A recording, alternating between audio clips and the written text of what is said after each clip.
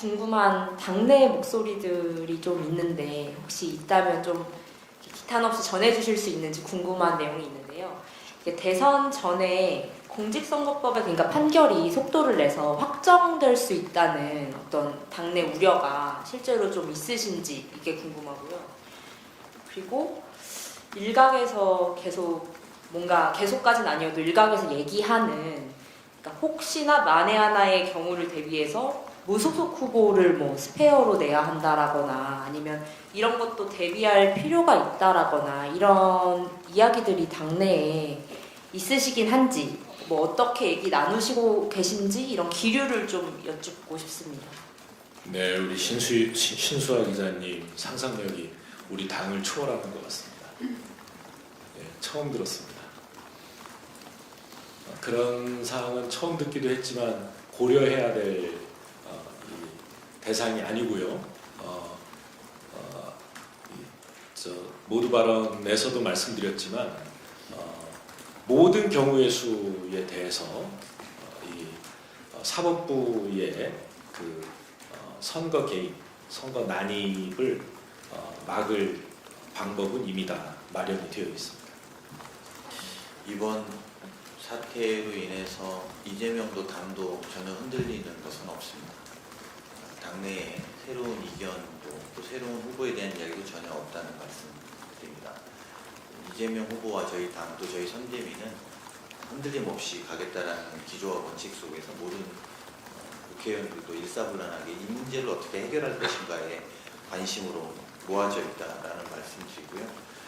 또 앞서서 주신 말씀처럼 확정될 수 있다는 우려에 대해서 저희는 매우 경계하고 있는 것이 사실이고 그것을 막을 수 있는 모든 조치와 방법들을 다 검토하고 다만 섣부르게 이 문제들을 손대지 않겠다라는 것도 동시에 갖고 있습니다. 그 문제가 국민들에게 미치는 영향이 크기 때문에 아마 이제 이 문제에 있어서 당선 전에 확정될 수 있다는 우려에 대해서 모든 가능성과 모든 방안들을 준비하고 있다. 이 정도까지는 여러분들한테 말씀드릴 수 있겠습니다. 저 KBS의 오대성 기자인데요. 오늘 이제 한덕수 전 총리랑 김문수 후보가 단일화 관련해서 뭐 만날 수도 있다 이런 기사가 나와가지고요. 그 두 후보의 단일화에 대해서 어떻게 생각하시는지 좀 궁금하고 혹시 당 내에서 어떤 후보가 나왔을 때 좀 더 지지율이라든지 이재명 후보랑 비교했을 때 좀 더 위협적이라고 생각하는지도 좀 궁금합니다. 도끼인 객긴 아니겠습니까? 두 분 다 윤석열 대통령으로부터 임명된 총리와 장관 출신이죠. 김문수 후보는 자타가 공인하는 극우 후보, 정광훈의 자유통일당을 같이 했던 분 아니겠습니까? 한덕수 후보는 내란에 가담해서 헌재를 무력화시키고 탄핵을 막으려 했던 내란 종사자의 한 분입니다. 이 두 분 중에 누가 되느냐는 저희에겐 관심 밖에 있고 누가 되든 이 내란 극우 후보, 극우 내란 후보는 이번 대선에서 결코 승리할 수 없다라고 하는 것을 말씀드리고 싶습니다.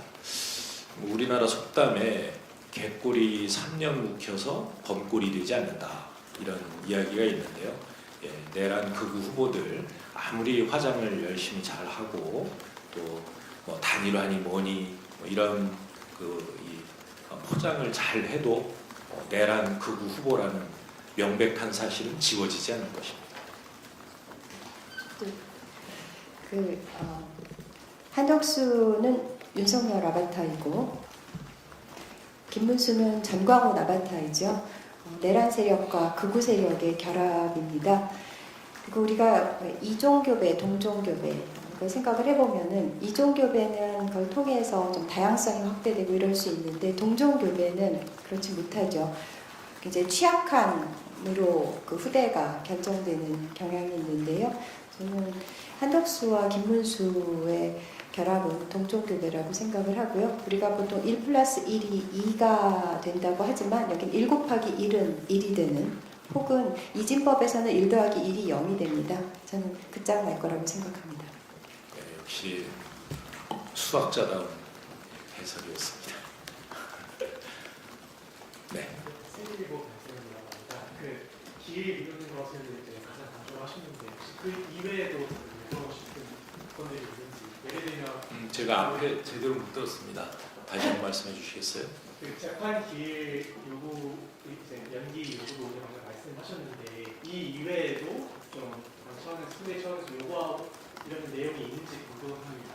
일각에서 뭐 재판 녹음 기록 관련된 내용이 있고 관련해서 다른 사항이 있는지.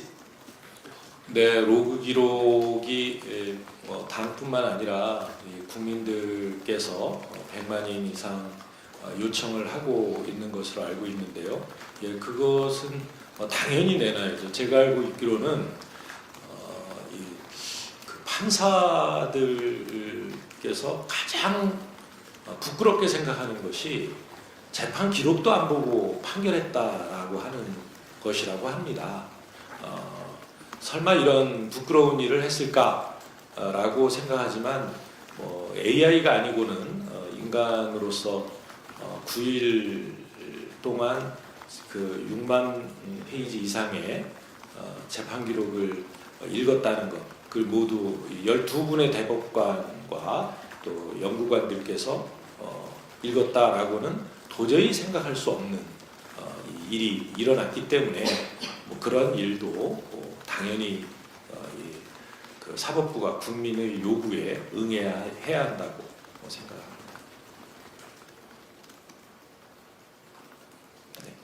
강원신문 강혜주입니다. 그러면 특검이나 국회오고 지금 얘기가 나오고 있는데 이런 것들도 다 나중에서는 15일 기회된 게 아니고 그 기준이라고 생각해야 되는 건지 먼저 15일까지 기다리겠다는 것이 아니고요. 11일 밤까지 기다려보겠다는 것이죠. 그때를 저희가 마지노선이다 생각하는 거예요. 아니 이 국회에서 조사 활동이라든가 이런 것들은 상임위나 법사위를 연다든가 이런 것들은 그것대로 진행되지만 그 핵심적인 사안들에 대해서는 12일까지 사법부가 답을 내놔야 할 것이다라는 요청을 합니다. 특검으로 질문이 있는데 그 특별히 차원에서 추가 임금 발표 좀 기록하신 적 있으신지. 네, 그때 필요에 따라서 하고 있습니다. 계획된 거는 이미 다 발표가 된 거로 알고 있는데요. 추가 수요가 있으면 더 결정되는 대로 발표하겠습니다. 대변인 이주호 기자라고 하시고요. 이재명 후보가 당에 그 조희대 대법관 탄핵에 대해서 알렸다 이런 보도가 있었는데 이번에 재판기일 변경이라든가 이런 당의 요구사항에 대해서 이재명 후보가 지시나 의견을 낸 게 있는지. 따로 의견을 전해오신 것은 없습니다. 후보는 이 사안에 대해서 다 일임해서 선대위에다가 당에다가 맡겨놓은 상태고요. 이것에 대해서 별다른 언급은 없었습니다.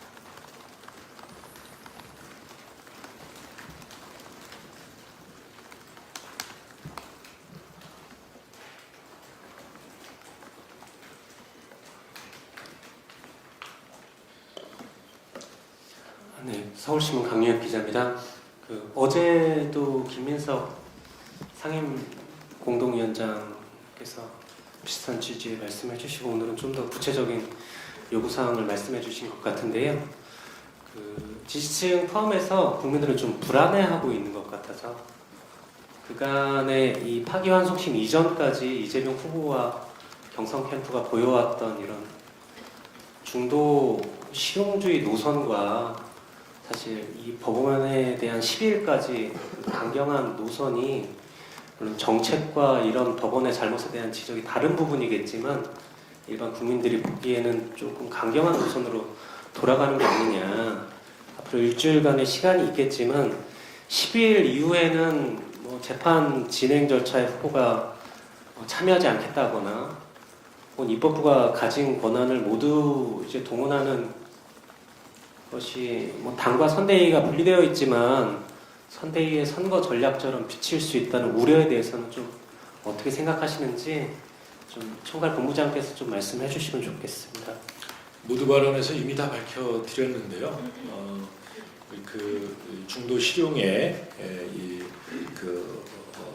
선거 운동의 기조는 변함이 없습니다. 우리가 만들려고 하는 이 진짜 대한민국이 무엇인가라고 하는 것에 대한 생각이 달라지지 않았기 때문입니다.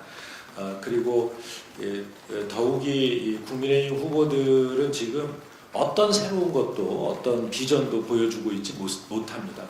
그래서 대한민국이 앞으로 나아가기 위해서는 민주당과 이재명과 함께 가야 된다라고 하는 것을 분명하게 이 말씀을 드려오고 있고 또 앞으로도 그렇게 할 것입니다.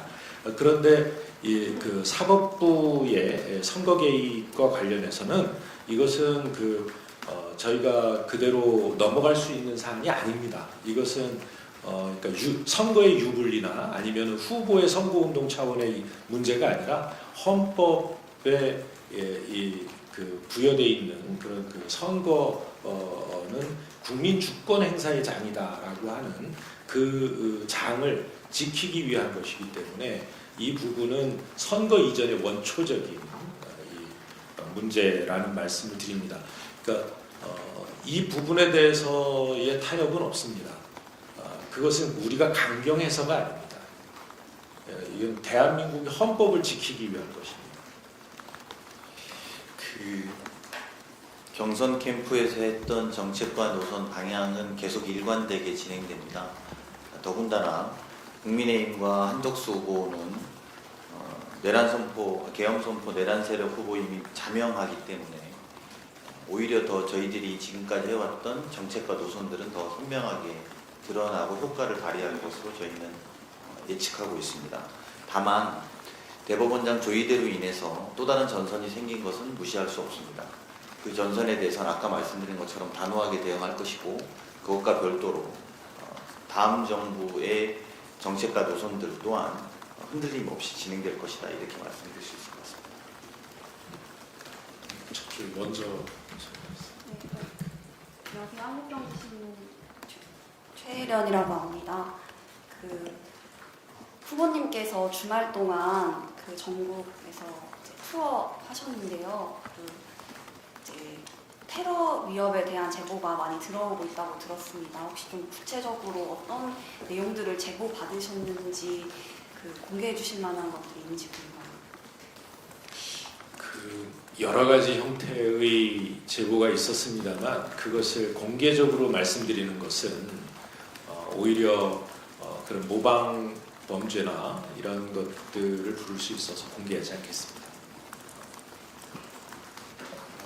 종합상황실에 보고되는 거 보면 동시에 지지자들의 걱정들도 엄청 많이 오십니다. 그래서 이제 현장에서 찍힌 사진을 보고 이런데 이쪽에서 이렇게 공격할 경우에 대비가 어떻게 되냐라는 질문도 사실 캠프로 막 쏟아지고 있습니다. 그러니까 알 수 없는 부분에 서로의 협박이나 위협들도 있습니다만 지지자들의 걱정들이 너무 넘치고 있는 상황이어서 사진 하나하나를 가지고 이럴 때 외부에서 이렇게 공격하면 어떻게 대응할 거냐는 질문에 답변하고 있는 지경이어서요. 그런 부분에 저희가 많은 지지자들의 또 우려하시는 분들의 우려가 없도록 하기 위해서 더욱더 더 철저하게 해나갈 생각입니다. 저는 아까 말씀 주신 거에서 좀 확인을 부탁드리는 게 있는데요. 이게 이 대응에 대해서 당과 선대위에 일임하셨다 후보가 그러면은 이번에 12일까지 기한을 주고 그 이후에 안 되면 어떻게 하겠다 이런 거에 대해서는 이 후보의 동의는 있었던 건지 아니면 동의가 없이 그냥 진행하는 건지. 데스크가 그거 물어보라고. 예, 동의를 구하지 않았습니다.